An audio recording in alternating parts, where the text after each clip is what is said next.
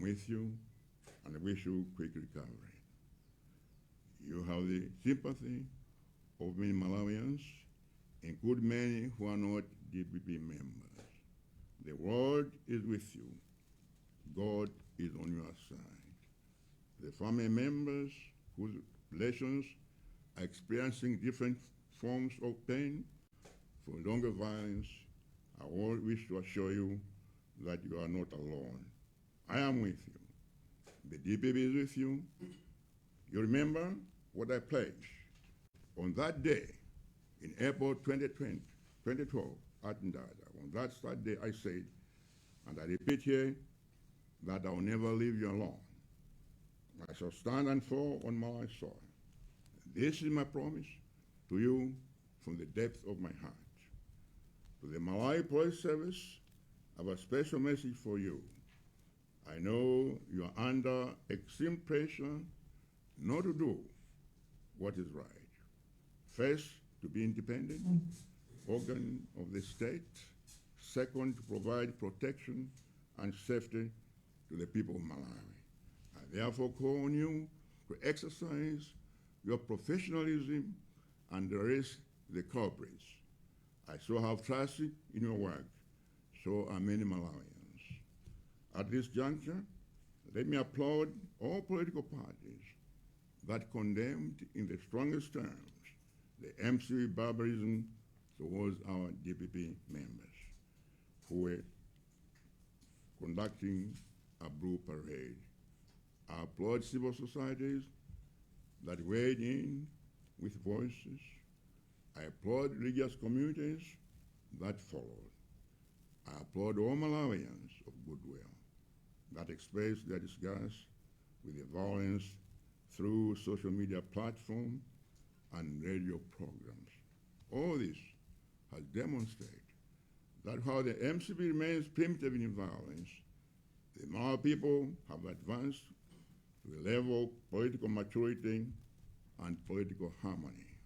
Today, I would like to send a strong message warning to the purveyors of this violence. If you think MCP will stay in power forever, then you know nothing about history and politics. MCP days are numbered. Your government will go. And where you'll be when your government is gone. Specifically, let me warn the Malawi Congress Party. Yes, and let me repeat, it is a warning to the Malawi Congress Party. Enough with your violence. You have orchestrated attacks on the DPP on numerous occasions. We're observing your evil plans, and you'll not get away with it this time around. I promise you that. You should also know that on not just committing violence against the DPP, you're also attacking Malawians. You're fighting with the people because Malawians are tired of you and they want you out of government. If you push the people to the limit, you're going to stop the rising of the people. Stop the violence. I repeat, stop the violence. And start governing this country. Stop the violence and stop the suffering of the people. When Malawians decide that enough is enough, that will be your end. Let me also remind Reverend Chakwera, violence only breeds violence. You can only be violence if you plant seeds of violence. You cannot develop this country with violence. We are in a democracy, and violence is supposed to be a chapter of the past. I'm asking President Chakwera to assure Malawians that all political parties have the right to engage in political activities in the Central Region.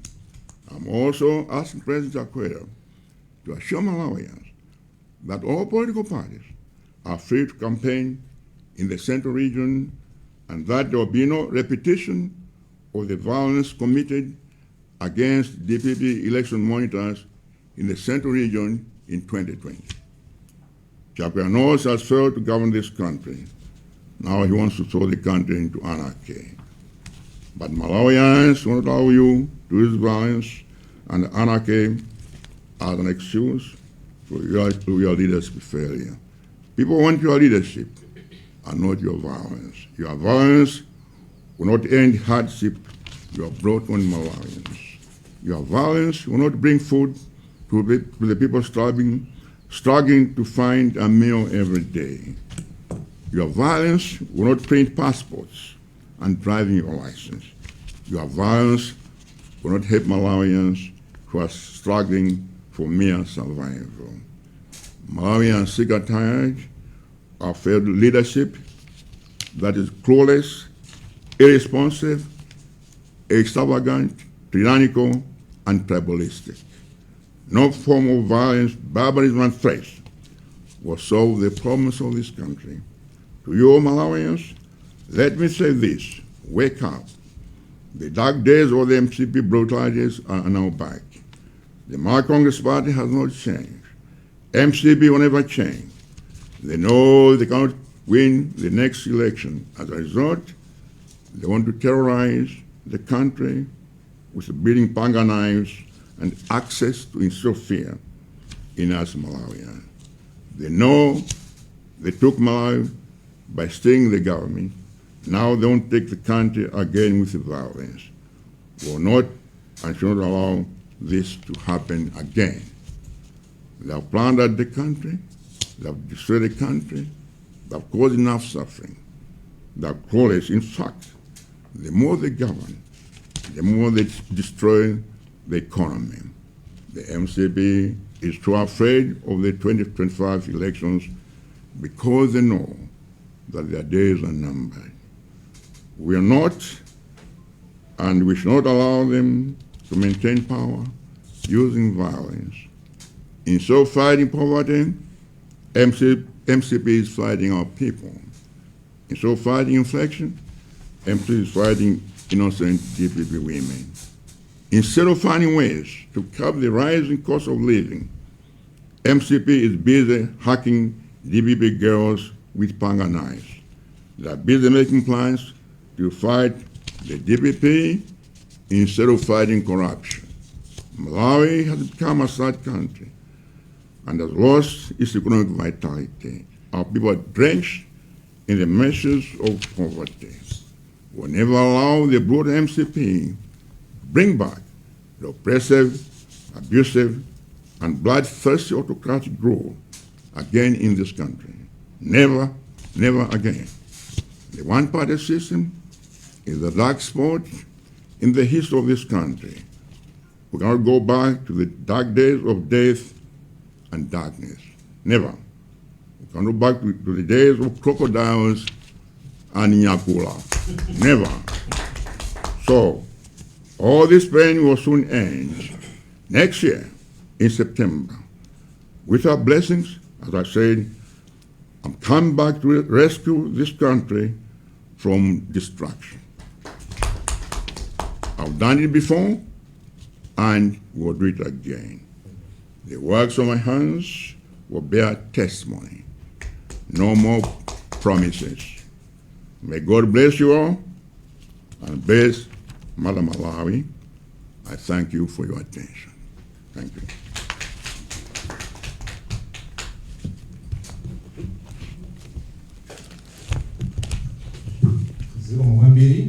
Your Excellency, Professor Peter Mutabiga, President, Launchpanja DPP, Commercial President, amene akubwera 2025 kuzala muliranso Malawi mwachikondi.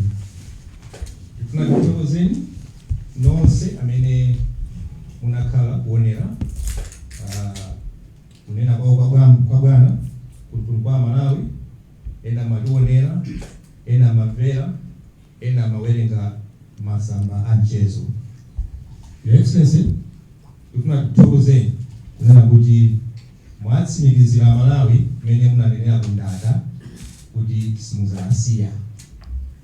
Utenga umene bwana ndi utenga wa mtsogoleri okonda ana ake. Chifukwa chake inu anthu amakuchula kuti adati. Namamba is supposed to read the text. You know that? Oh, okay. Chifukwa chake inu bwana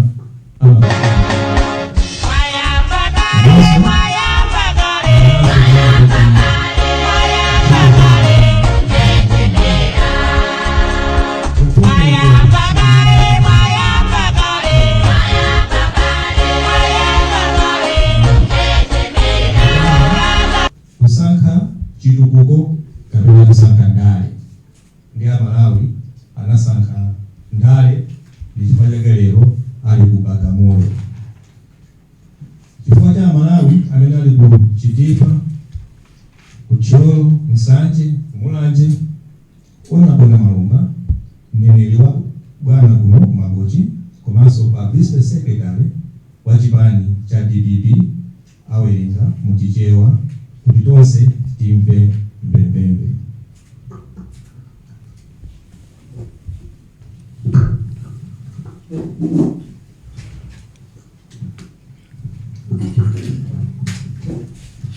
I thought you had forgotten. It's all right.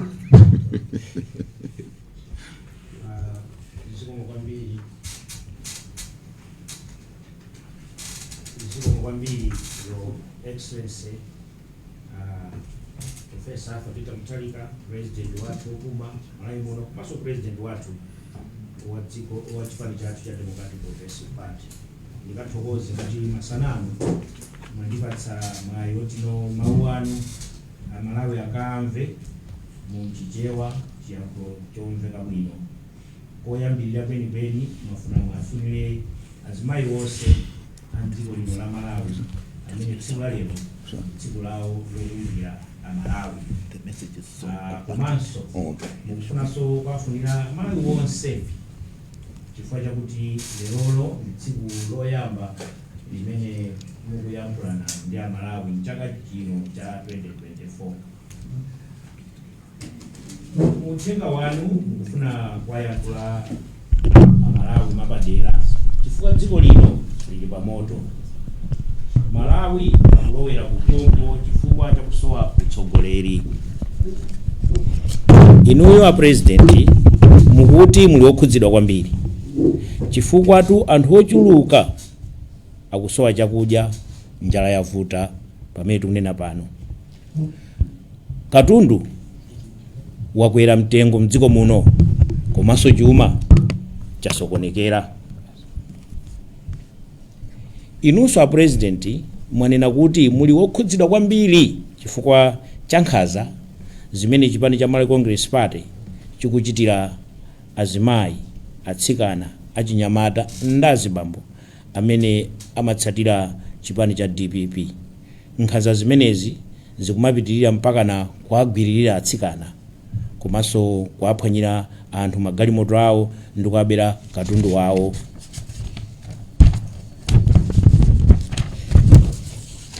Your Excellency mukuwakumbutsa Malawi kuti tu mu chaka cha 2018 mudanena mawu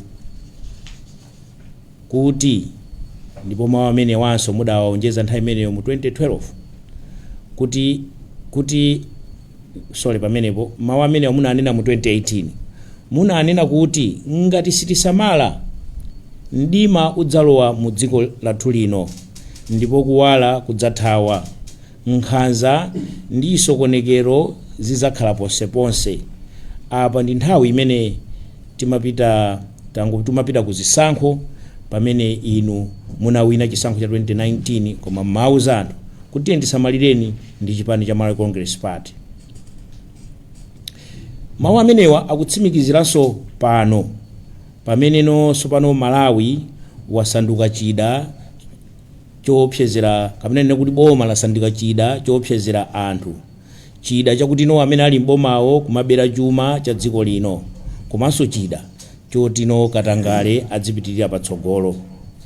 Mukutero kunena kuti no Malawi uwagwa ndipo dziko lino lasokonekera, mukunena kuti njala ili ponseponse ndipo boma palokha likukanika kuthetsa njala. Mapeto ake boma likudalira thandizo la chimanga lochita kupemphetsa. Ntchito ya mapasipoti nayo yasokonekera. Kwa miyezi yambiri ntchito yokonza ziphatso zoyendetsera galimoto amene ma driving license nayonso yavuta. Boma likukanika nkumanga misewu komwe, maenje mapoti holo ali ponseponse m'Malawi muno. Ntchito yokonza misewu yayima chifukwa chakuti makobiri akuvuta, makobiri akubedwa kubomako. Boma lino, dziko linolo limene lili muno, mukuti silikudziwanso kuti kodi tikupita kuti ayi. Amalawitu asanduka akapolo mdziko lawo lomwe. Pamene zafika zinthu patsopano, mpaja tikunena kuti no mwana wakanaphala, enough is enough. Ndiye mukapempha Amalawi kuti Amalawi musankhala, tiyeni tonse tidzuke timange umodzi ndi kugwirizana pofuna kupulumutsa dziko lathu lino. Ngati sititero, dziwani kuti tonse timira m'madzi, tijiwa ndi Malawi Congress Party. Iyi Malawi Congress Party ikutitengera ku Gahena, ikutitengera ku Bagamoyo. Mukunenanso kuti dziko la Malawi inde nzoona tili ndi president, komatu tilibe mtsogoleri wotino akatitumikire bwino. Mdziko muno mukufunika kuti mukhale utsogoleri wabwino.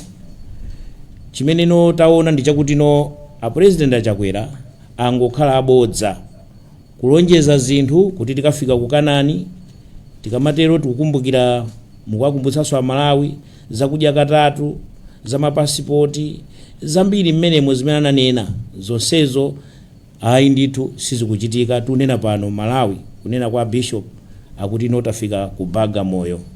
Bagamoyo tu ndi dziko la ukapolo, ndipo malo ankhanza zoyipitsitsa kuposaso za tsamunda zija.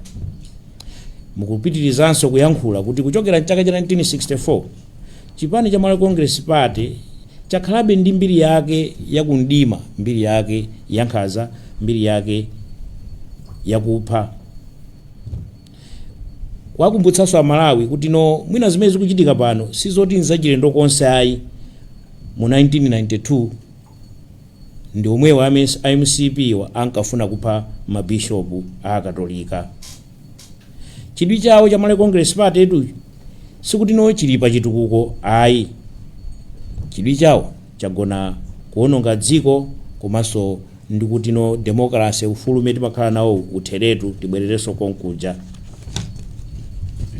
Mukufuna kuwadziwitsa ndi kuwalangiza kuti tu ndale za upandu, ndale za nkhanza, ndale za kuba zimene zonzachikale, tisabwerere kumeneko.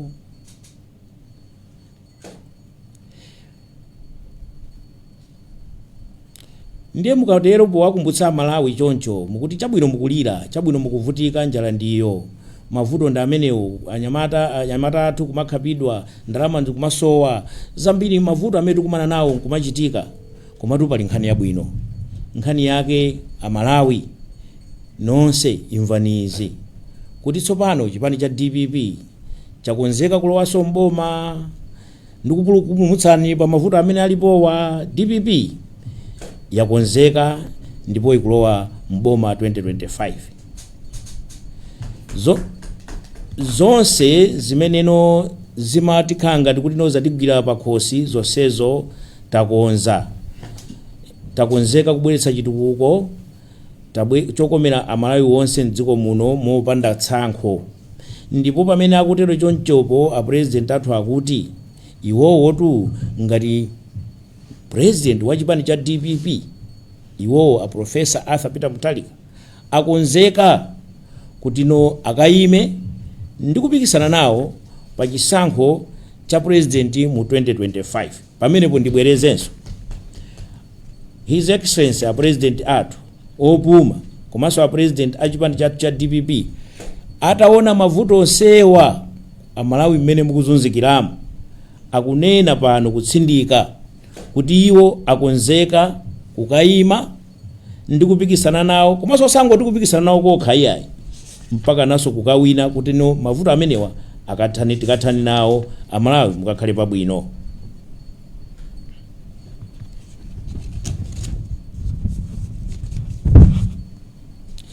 Komano akamatero a president akudziwa ndithu kuti a Malawi Congress Party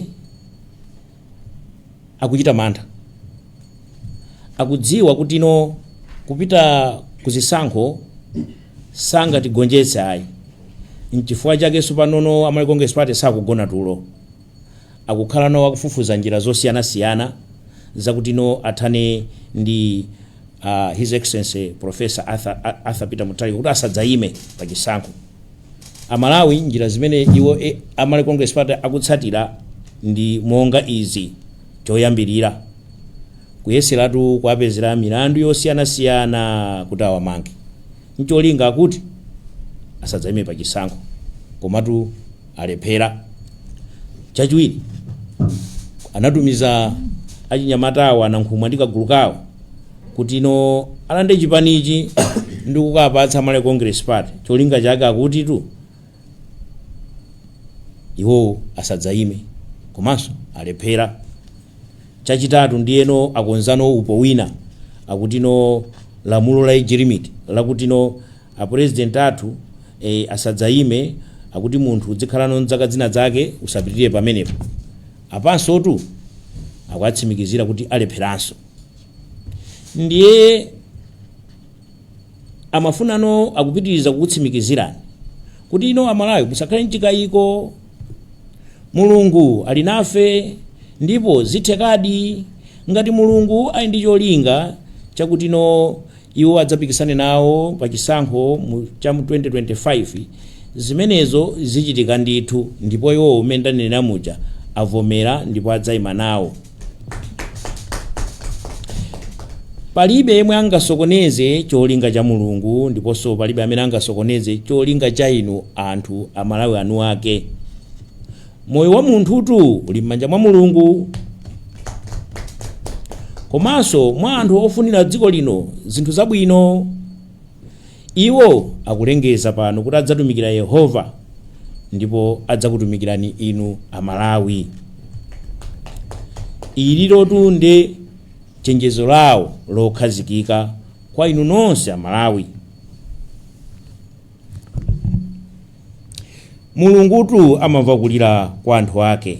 Mulungu akumva kulira kwa inu Amalawi, ndipo Mulungu ali nafe. Palibe ndani amene angatitsutse, ndipo tigonjetsa, ndipo tipambana, ndipo nkhanza zonse zizatha, njala idzatha, mavuto azachuma adzatha, umphawi ndi mikwingwirima yonse imene tikumana nayoyi idzatha. Koma kuti zonsezi zichitike tu pakufunika kuti tigwire ntchito, tigwirane manja kuti tipite patsogolo, titeteze ufulu wa demokrasi umene makolo athu ndi ife tomwe tinaumenyera.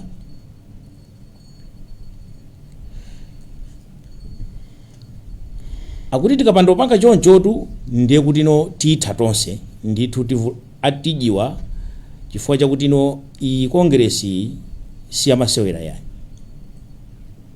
Cholinga chake tu tikamapita kuzisankhoku afuna kuti ino inuyo Amalawi mudzikhala mwamantha, komanso mamembala a DPP adzikhala mwamantha. Ncholinga chakuti ino adzikumenyani. Taonani imene zidachitikira ku Bangwe, kumeneko anthu adamenyedwa, kudowanso kumenyedwa. Chonsecho tu chipani chidalembera Amalawi Congress Party a Secretary General wawo kuti taonani nkhani zimenezi za upanduzi tachita ndipo kanthu osachitaponso kanthu. Adalemberanso achakwera president kuti mungokhala chete, achakweranso osachitapo kanthu.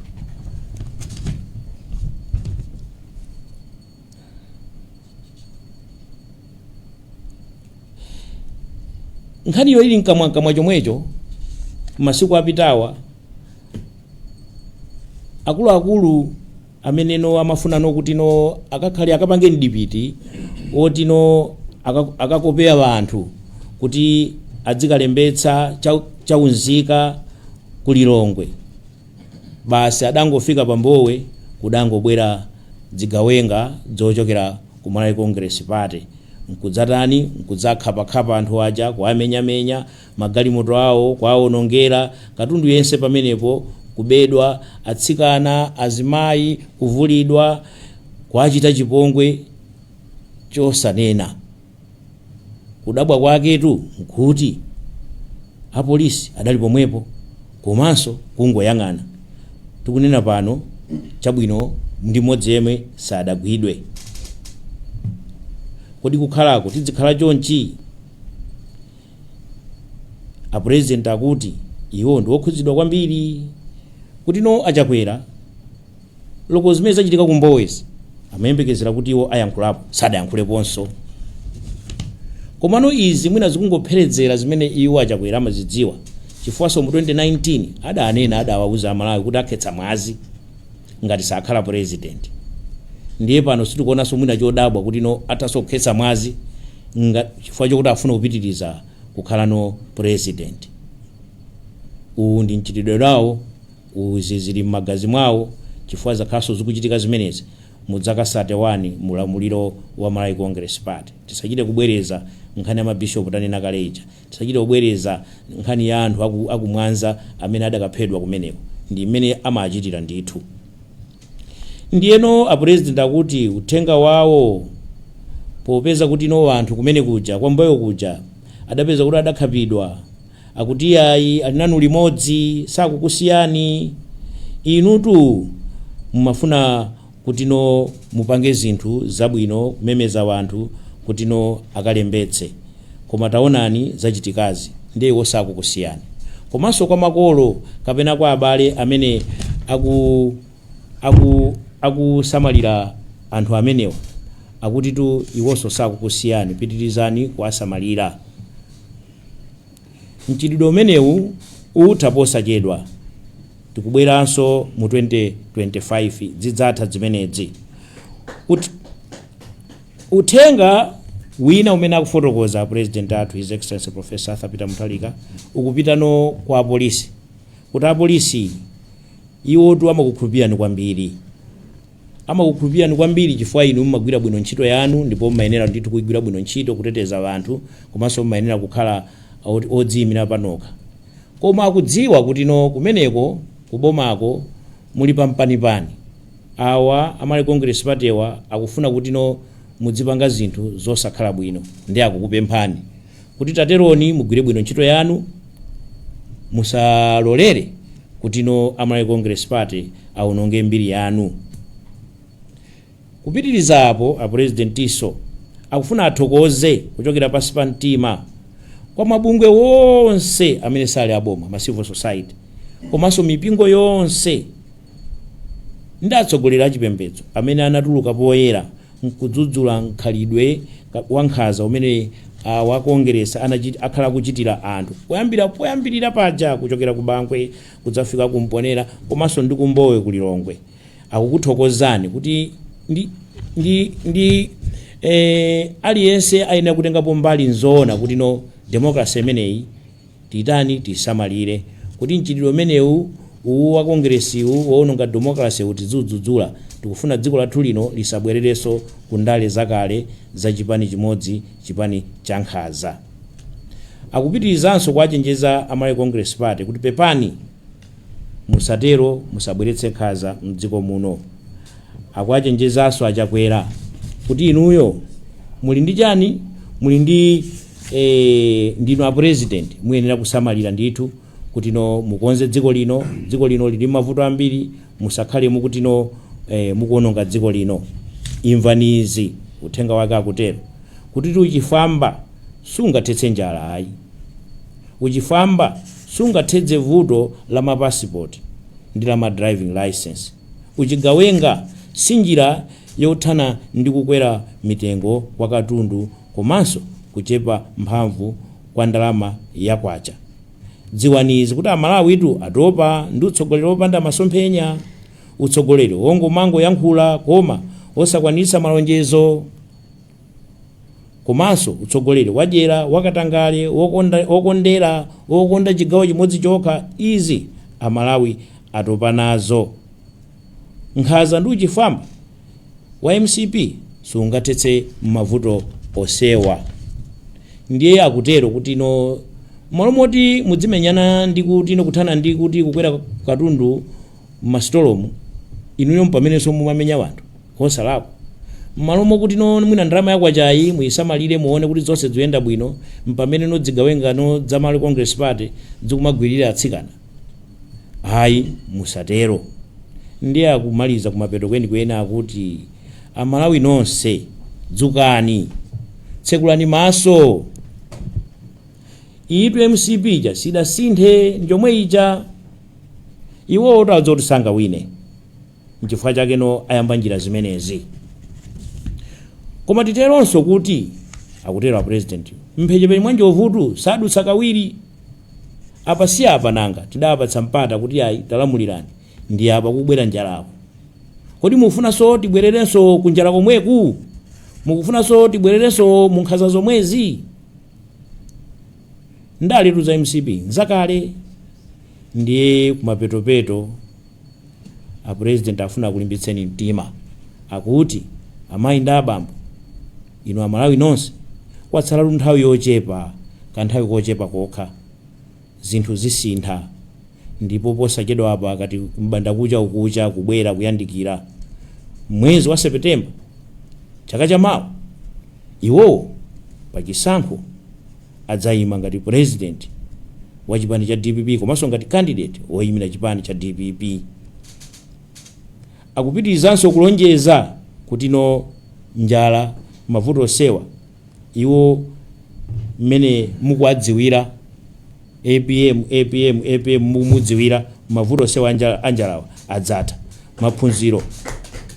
Maphunziro adzabwerera mchimake osati vana kumapezeka kuno kuti vana kumachita osowa ndisikufa ndi yomwe kuti alembe mayeso 1000 kusowa vana zonsezo zizatha. Ntchito zizapezeka. Ndiye posachedwa apa kuti musadandaule, koma tiyeni tonse amene tilibe chaunzika tikalembetse chifukwa ulendo umenewu ngofunika kuti chaunzika tikhale nacho. Kumapetopeto akufuna kuti akufunireni mafuno abwino, Mulungu akakudalitseni ndi kukutetezani ndiponso akadalitse dziko lathu la Malawi. Uthenga wa president His Excellency Professor Arthur Peter Mutharika ndi umenewu munchichewa zikomo kwambiri nditu. Ndithokoze Your Excellency. Thank you very much, sir. Thank you.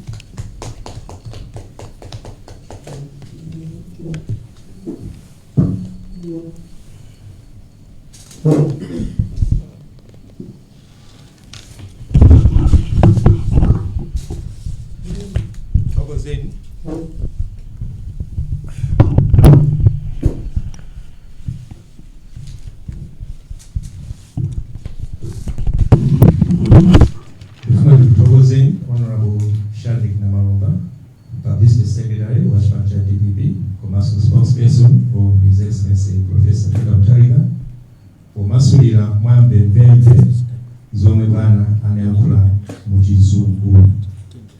Amalawi nonse amene mationera komanso kulimvera apa izamapeto pa event imene tinali nayo masana uno. Ndikuthokozeniso mwapadera chifukwa chosankha kuti muamve bwana zomwe akufuna kutuza ife Malawi, komanso muumve kuti chipani cha DPP nchokhozeka motani. Uthenga uchokera kuchipani kwa anthu onse akumwera akumwe loona za nyengo akunena kuti weekend ino kumwera kuvuka ninamondwe ndiye tikhale osamala kuopa kuti tingataye mioyo, komanso mwina kutaya katundu za nzika ndi zoterozo. Ife ngati kuchipani